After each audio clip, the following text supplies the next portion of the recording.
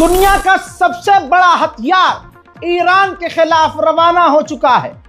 आपके सामने दुनिया का यह सबसे खतरनाक और सबसे बड़ा एयरक्राफ्ट कैरियर है दोस्तों। जी हाँ, ध्यान से देख लीजिए, ये तमाम जनता के, दुनिया के लिए एक इंफॉर्मेशन भी है, जनरल नॉलेज भी है कि दुनिया का सबसे बड़ा एयरक्राफ्ट कैरियर, जिसमें एक साथ दर्जनों जहाज, भाई दर्जन भी नहीं, सौयों जहाज, फाइटर जेट उतर सकते हैं और एक सुपर पावर अमेरिका की तमाम नौसेना एक झटके में इस एयरक्राफ्ट कैरियर पर तैनात होकर किसी भी देश को मिटाने की ताकत रखती है।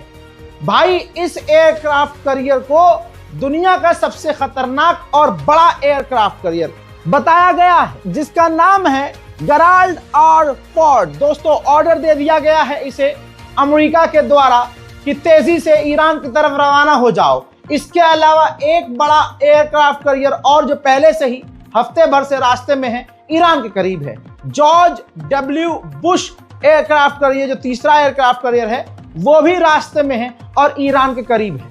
तो दोस्तों, आप समझ सकते हैं कि दुनिया की सबसे बड़ी ताकत ईरान के खिलाफ रवाना हो चुकी है और अब रास्ते में है। उधर ईरान डर ही नहीं रहा। पता नहीं भाई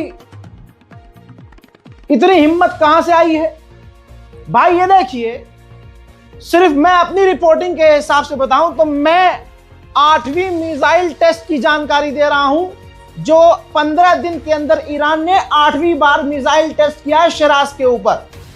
लगातार ईरान इस तनाव भरे माहौल में हथियार टेस्ट कर रहा है। उधर नेतन्याहू अपने इजराइल के एयरफोर्स के चीफ के साथ मीटिंग करने की तैयारी में है बहुत जल्द। अमेरिका का मिडिल ईस्ट का जो सेंटोम है, अमेरिकी फौज, उसने ये एयरक्राफ्ट कैरियर जो मिडिल ईस्ट में है, जो तेजी से आगे बढ़ रहा है ईरान की तरफ, उस एयरक्राफ्ट कैरियर की भी तस्वीर जारी की है। हजरत अली शमखानी, जो सुप्रीम लीडर के एडवाइजर हैं खामनाई के, उन्होंने कहा है कि ईरान की मिसाइल सिस्टम, हमारा जो मिसाइल पावर है, वो रेड लाइन है, उस पर हम किसी भी हालत में बात नहीं करेंगे, कॉम्प्रोमाइज नहीं करेंगे। उधर ईरान ने रशियन रॉकेट के अंदर अपनी सैटेलाइट इंस्टॉल करके लॉन्च कर दी है।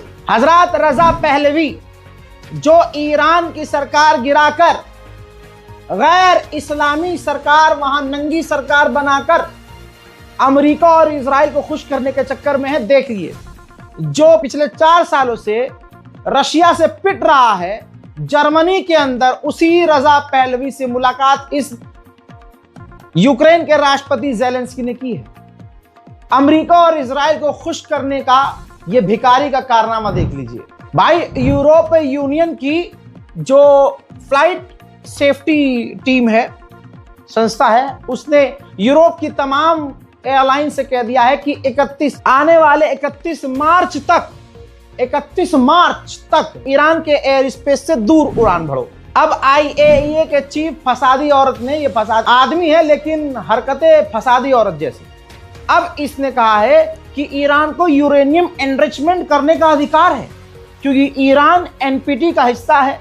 तो इस मादरजात को पहले नहीं पता था, इसी ने फसाद करवाया था। 12 डेज वॉर इसी की वजह से हुआ था, ये मैं आपको पहले ही बता चुका हूं।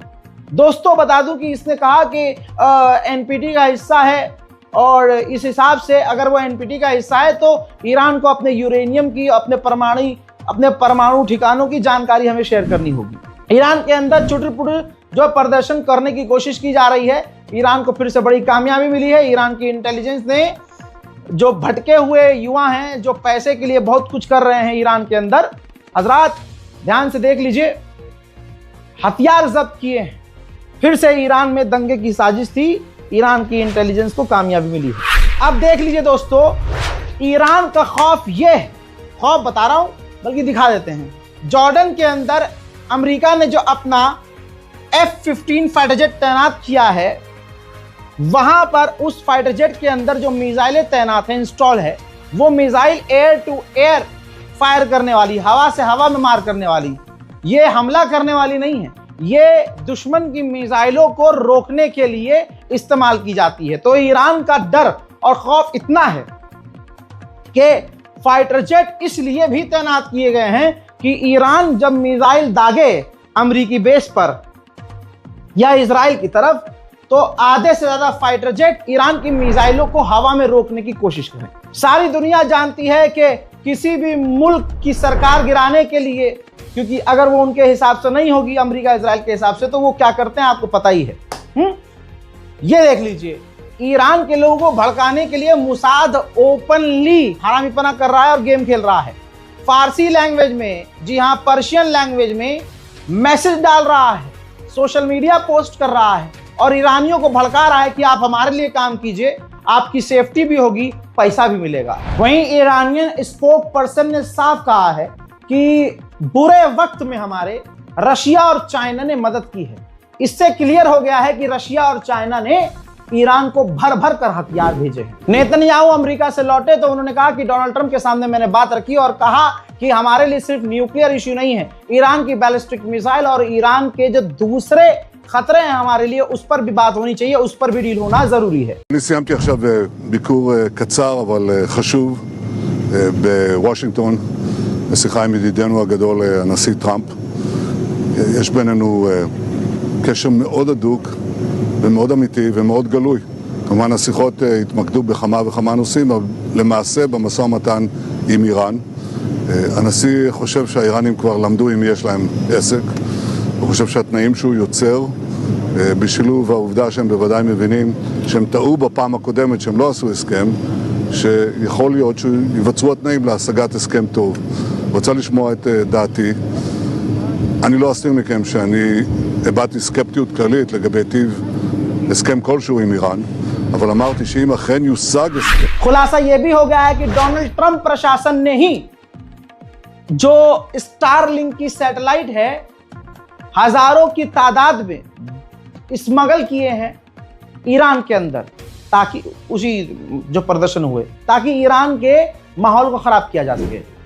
हजरात, बहुत बड़ा खुलासा है, बहुत बड़ी बात है। देखिए, ईरान के प्रेसिडेंट ने कह दिया है कि भैया हमारे दिल में कोई चोर नहीं है, किसी को अगर कोई खौफ है, डर है, शक है, तो वो आए और हमारी न्यूक्लियर जो साइट्स हैं उसकी जांच करें, हम परमाणु नहीं बना रहे हैं। ईरान का जलवा कुछ इस तरह से साफ नजर आ रहा है कि तुर्की के विदेश मंत्री ने साफ कहा है कि हम देख रहे हैं और हमारे पास ऐसी इंफॉर्मेशन आ रही है कि ईरान का जो यूरेनियम का एनरिचमेंट है, थोड़ा बहुत ईरान का ये एनरिचमेंट अमेरिका बर्दाश्त करने के लिए राजी है, लेकिन कुछ शर्तों के साथ। और हम देख रहे हैं कि अमेरिका डील चाहता है और ईरान भी डील करने के लिए राजी है। इसे कहते हैं जलवा ईरान का। हजरात, अब अंदर की स्टोरी ये आई है कि डोनाल्ड ट्रंप से नेतन्याहू ने जब जाकर अमेरिका में बात की है, तो बंद कमरे में दोनों के बीच इस बात पर भी, इस टॉपिक पर भी बातचीत हो गई है कि दोनों ही मिलकर, अमेरिका और इजराइल दोनों मिलकर ईरान पर हमला करेंगे। अमेरिकी सेनेटर ने यह तक कह दिया, देखिए बात घूम के वही आ गई, कि अगर रिजीम चेंज होती है, खामनाई हटते हैं और अमेरिका का कोई गुलाम वहां का राष्ट्रपति बनता है, प्रधानमंत्री बनता है, तो रिजीम चेंज होते ही अमेरिका को अंधा तेल, ऑयल रिजर्व और बहुत कुछ मिलेगा। वेनेजुएला से ज्यादा तेल ईरान से मिलेगा। डोनाल्ड ट्रंप का बयान आया। डोनाल्ड ट्रंप ने कहा कि ईरान अगर डील कर ले तो काफी बेहतर है, अगर डील नहीं करेगा तो हमारी नेवी पूरी ताकत के साथ ईरान की तरफ बढ़ रही है, काफी मुश्किल हो जाएगी ईरान के लिए। पत्रकार ने पूछा कि क्या आपने कोई टाइमलाइन रखी है, कोई डेडलाइन दी है ईरान को, तो उन्होंने कहा कि मैक्सिमम 1 महीना। साथ ही खबर क्लियर हो चुकी है, अमेरिका और इजराइल की इतनी फटी है, मतलब अरे शलवार फटी है भाई। ये देखिए, रिपोर्ट ये है कि इजराइल ने ईरान की तैयारी देखते हुए अपने मिसाइल और एयर डिफेंस सिस्टम को और अपग्रेड और मजबूत किया है। वहीं यूरोपीय यूनियन ने ईरान के खिलाफ रेजोल्यूशन पास कर दिया है, जिसमें ईरान पर पाबंदियां लगाई जाएंगी और बड़ी बात यह है कि IRGC पर बैन लगा दिया गया है। अमेरिका को खुश करने के लिए यूरोप क्या क्या कर रहे हैं, लेकिन डोनाल्ड ट्रंप 2 मिनट में इन्हीं यूरोप के ऊपर थूक देता है। याद है ना ग्रीनलैंड और डेनमार्क के मामले में डोनाल्ड ट्रंप इन तमाम यूरोप के मूत रहा है।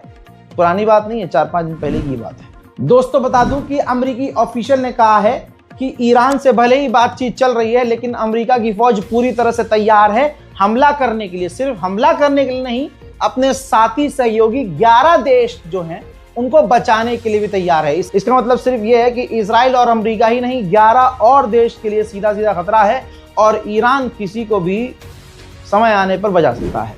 बोइंग कंपनी हथियार भी बनाती है, बम भी बनाती है। जी हाँ, जो जहाज बनाती है।